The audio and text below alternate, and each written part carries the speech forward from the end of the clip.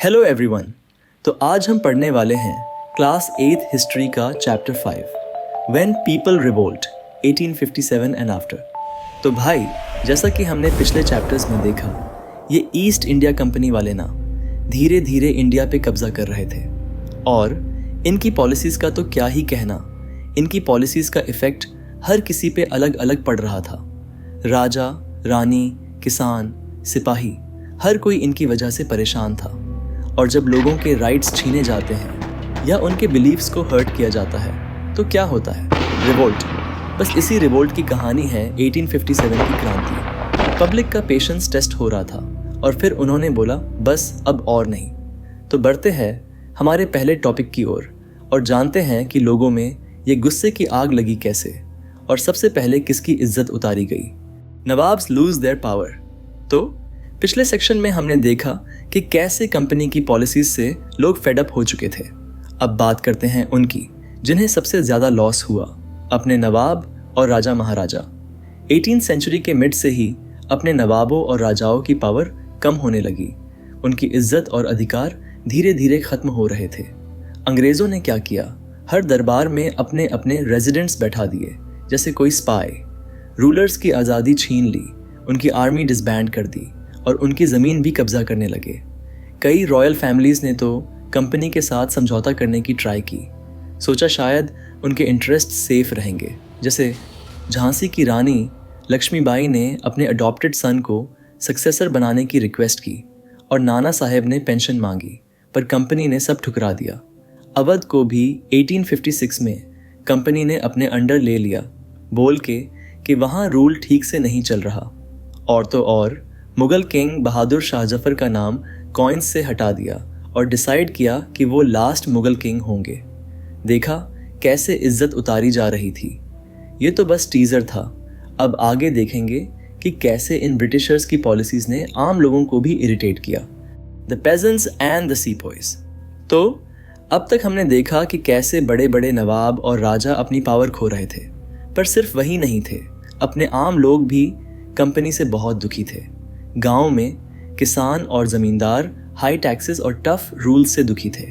कई लोगों की जमीन छीन ली गई जिसमें वो सालों से खेती करते आ रहे थे। और अपने इंडियन सिपाही, वो भी हैप्पी नहीं थे। उनकी सैलरी और कंडीशंस अच्छी नहीं थी। कुछ नए रूल्स तो उनकी रिलीजियस बिलीव्स के अगेंस्ट थे।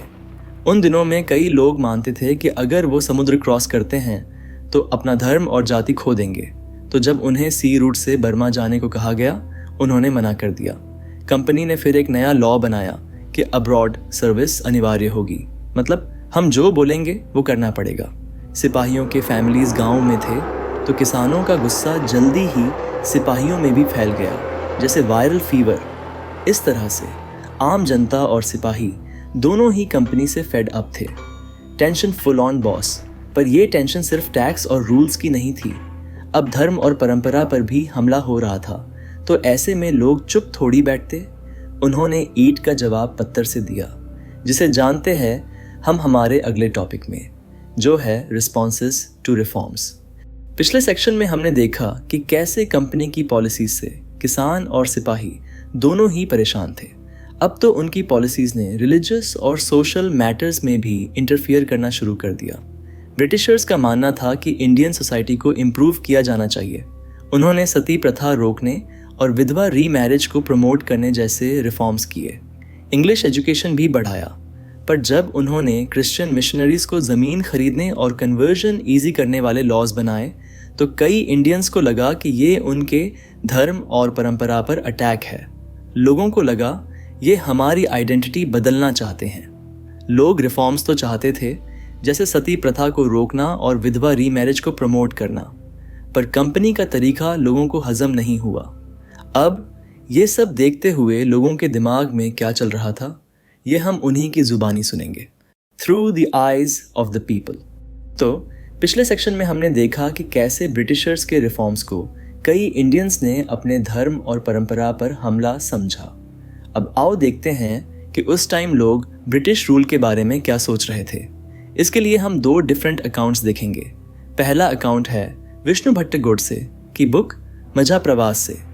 वो महाराष्ट्र के एक ब्राह्मण थे। विष्णु भैया मथुरा जा रहे थे एक यज्ञ के लिए, तब उन्हें कुछ सिपाही मिले। उन्होंने बताया कि 3 दिन में बड़ा रिवोल्ट होने वाला है, क्योंकि ब्रिटिशर्स हिंदूज और मुस्लिम्स के धर्म खत्म करना चाहते हैं। सिपाहियों ने यह भी बताया कि ब्रिटिशर्स ने 84 नियमों की लिस्ट बनाई थी, जिसे राजाओं ने रिजेक्ट कर दिया। राजाओं ने मिलकर धर्म युद्ध की डेट फिक्स कर ली है, जब सभी मिलकर ब्रिटिशर्स के खिलाफ विद्रोह करेंगे। दूसरा अकाउंट है सूबेदार सीताराम पांडे का। वो 48 ईयर्स तक कंपनी में सिपाही रहे। उन्होंने लिखा कि अवध पर कब्जे से सिपाहियों में डिस्ट्रस्ट आया। फिर न्यूज़ फैली कि न्यू राइफल कार्ट्रिजेस में गाय और सुअर की चर्बी है। Boom, here's the main reason for the fire. इससे सिपाहियों में गुस्सा आ गया, क्योंकि ये उनके रिलीजियस बिलीव्स के अगेंस्ट था। तो एक तरफ जहां आम लोगों को लग रहा था कि अंग्रेज हमें क्रिश्चियन बनाना चाहते हैं, तो वही सिपाहियों के अंदर भी ब्रिटिशर्स के खिलाफ गुस्सा बढ़ता ही जा रहा था। और अब देखते हैं कि कैसे छोटी छोटी बातें एक बड़े रिवोल्ट का कारण बनी। A mutiny becomes a popular uprising. पिछले सेक्शन में हमने देखा कि कैसे कंपनी की पॉलिसीज, स्पेशली कार्ट्रिजेस वाले इशू ने लोगों और सिपाहियों के दिमाग में गुस्सा और डिस्ट्रस्ट भर दिया था। अब देखते हैं कि कैसे एक छोटा सा सिपाही रिवोल्ट एक बड़े जन विद्रोह में बदल गया। 1857 में नॉर्थ इंडिया में ऐसा ही हुआ। ईस्ट इंडिया कंपनी को एक बहुत बड़े रिवोल्ट का सामना करना पड़ा, जो मई 1857 में स्टार्ट हुआ और कंपनी की इंडिया में प्रेजेंस को ही हिलाकर रख दिया। सिपाहियों ने मेरठ से म्यूटिनी शुरू की और फिर कई जगहों पर पब्लिक भी ज्वाइन हो गई। कुछ लोग इसे 19th सेंचुरी में कॉलोनियलिज्म के अगेंस्ट वर्ल्ड का सबसे बड़ा आर्म्ड प्रोटेस्ट मानते हैं। अब इस रिबेलियन की जर्नी कहाँ से शुरू हुई और कहाँ तक पहुँची, इसे जानते हैं हम हमारे अगले टॉपिक में, जो है फ्रॉम मीरठ टू दिल्ली। तो पिछले सेक्शन में हमने देखा कि कैसे सिपाहियों का गुस्सा एक पावरफुल रिवोल्ट में बदल गया। अब देखते हैं कि ये रिवोल्ट मेरठ से स्टार्ट होकर दिल्ली तक कैसे पहुंचा और इसने क्या रूप लिया। एकदम रोड ट्रिप थी, पर थोड़ी वायलेंट वाली। 8 अप्रैल 1857 को मंगल पांडे को ऑफिसर्स पर अटैक के लिए फांसी दी गई, जिससे सिपाही नाराज थे। कुछ दिन बाद मेरठ में कुछ सिपाहियों ने काऊ फैट वाले कार्ट्रिजेस इस्तेमाल करने से मना कर दिया। उन्हें सर्विस से निकाल दिया गया और 10 साल की जेल हुई। ये इंसिडेंट 9 मई 1857 को हुई। मेरठ में दूसरे इंडियन सोल्जर्स का रिस्पॉन्स काफ़ी एक्स्ट्राऑर्डिनरी था। 10 मई को सोल्जर्स ने जेल तोड़कर अपने साथियों को छुड़ा लिया। उन्होंने ब्रिटिश ऑफिसर्स को मारा, गन्स ले ली और बिल्डिंग्स में आग लगा दी। लेकिन उनका लीडर कौन था? मेरठ के सारे सिपाही दिल्ली पहुंचे और बहादुर शाह जफर को अपना लीडर बना दिया, वो भी ज़बरदस्ती। उन्होंने सभी राजाओं को ब्रिटिशर्स के खिलाफ लड़ने के लिए लेटर्स लिखे। ब्रिटिशर्स ने सोचा था कि कार्ट्रिज इश्यू कुछ दिनों में खुद ब खुद ख़त्म हो जाएगा, पर बहादुर शाह जफर के अपराइजिंग को सपोर्ट करने के फैसले ने पूरी सिचुएशन को ड्रामेटिकली चेंज कर दिया। लोगों को लगा अब तो अपना टाइम आएगा। ये हिम्मत, उम्मीद और कॉन्फिडेंस की बात थी। अब ये चिंगारी दिल्ली से कैसे पूरे देश में फैली, इसे जानते हैं हम हमारे अगले टॉपिक में, जो है द अपराइजिंग स्प्रेड्स। तो पिछले टॉपिक में हमने देखा कि कैसे मेरठ से स्टार्ट हुआ सिपाही रिवोल्ट, दिल्ली पहुंचा और कैसे बहादुर शाह जफर को लीडर डिक्लेयर करने से लोगों में एक न्यू होप जग गई। अब देखते हैं कि यह रिवोल्ट दिल्ली से स्टार्ट होकर पूरे देश में कैसे फैला। ब्रिटिशर्स के दिल्ली से हारने के बाद लगभग 1 हफ्ते तक कोई अपराइजिंग नहीं हुई। न्यूज़ को फैलने में उतना टाइम लगा। फिर म्यूटिनीज का सिलसिला स्टार्ट हो गया। रेजिमेंट के बाद रेजिमेंट ने म्यूटिनी की और दिल्ली, कानपुर, लखनऊ जैसे इंपॉर्टेंट पॉइंट्स पर दूसरे ट्रूप्स से मिलने के लिए निकल पड़े। उनके बाद टाउन्स और विलेजेस के लोग भी ज्वाइन हो गए अपने लोकल लीडर्स के साथ। कानपुर के पास नाना साहेब ने ब्रिटिशर्स को भगाया और खुद को पेशवा डिक्लेयर किया। लखनऊ में बिरजिस कद्र नया नवाब बना और उनकी माँ बेगम हजरत महल ने रिवोल्ट में एक्टिव पार्ट लिया। इसी तरह झांसी में रानी लक्ष्मीबाई रेबल सीपॉइज में शामिल हो गई। रानी अवंतीबाई लोधी ने भी अपनी सेना उठाई। ब्रिटिशर्स की संख्या कम थी और वो कई लड़ाइयों में हारे। लोगों का कॉन्फिडेंस बढ़ गया। कई नए लीडर्स सामने आए, जैसे मौलवी अहमदुल्लाह शाह, बख्त खां और कुंवर सिंह, जो बिहार के एक जमींदार थे। यह चिंगारी पूरे देश में आग की तरह फैल गई और कई बड़े नेता इस रिवोल्ट का पार्ट बन गए। अब जब इतनी बड़ी आग लगी थी तो अंग्रेज चुप कैसे रहते? और इसी को जानते हैं हम हमारे अगले टॉपिक में, जो है द कंपनी फाइट्स बैक। पिछले सेक्शन में हमने देखा कि कैसे 1857 का रिवोल्ट पूरे देश में फैल गया और कई बड़े लीडर्स इसमें शामिल हो गए। अब हम देखते हैं कि ब्रिटिश ईस्ट इंडिया कंपनी ने इस बड़े रिवोल्ट का सामना कैसे किया और इसे सप्रेस करने के लिए क्या स्टेप्स उठाए। भाई, उन्होंने भी अपना गेम दिखाया। इस बड़े अपराइजिंग से स्केयर्ड होकर कंपनी ने पूरी शक्ति से रिवोल्ट को दबाने का फैसला किया। उन्होंने इंग्लैंड से एक्स्ट्रा सोल्जर्स बुलाए, नए लॉज पास किए, दिल्ली को सितंबर 1857 में वापस ले लिया और बहादुर शाह जफर को लाइफ इम्प्रिजनमेंट की सज़ा देकर रंगून भेज दिया। लेकिन रिवोल्ट ख़त्म नहीं हुआ। ब्रिटिशर्स को 2 साल तक लड़ना पड़ा। लखनऊ पर भी मार्च 1858 में वापस से कब्जा कर लिया गया। रानी लक्ष्मीबाई और रानी अवंतीबाई को हराकर मार दिया गया। तात्या टोपे जंगल में छुपकर गोरिल्ला वॉर करते रहे, पर उन्हें भी पकड़कर मार दिया गया।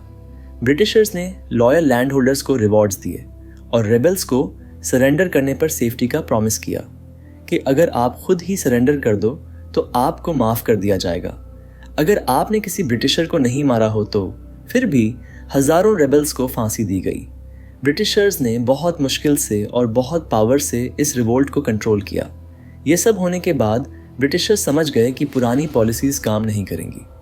अब क्या बदलाव आए, इसे जानते हैं हम हमारे अगले टॉपिक में, जो है आफ्टरमैथ। तो पिछले सेक्शन में हमने देखा कि कैसे ब्रिटिशर्स ने बहुत मुश्किल से 1857 के रिवोल्ट को दबाया। अब हम देखते हैं कि इस रिवोल्ट के बाद ब्रिटिशर्स ने अपनी पॉलिसीज़ में क्या बड़े चेंजेस किए। जैसे सॉफ्टवेयर अपडेट होता है, वैसे ही उनकी पॉलिसीज़ अपडेट हुई। 1859 तक ब्रिटिशर्स ने देश पर कंट्रोल वापस पा लिया था, लेकिन वो अब उसी पॉलिसीज़ के साथ देश पर रूल नहीं कर सकते थे।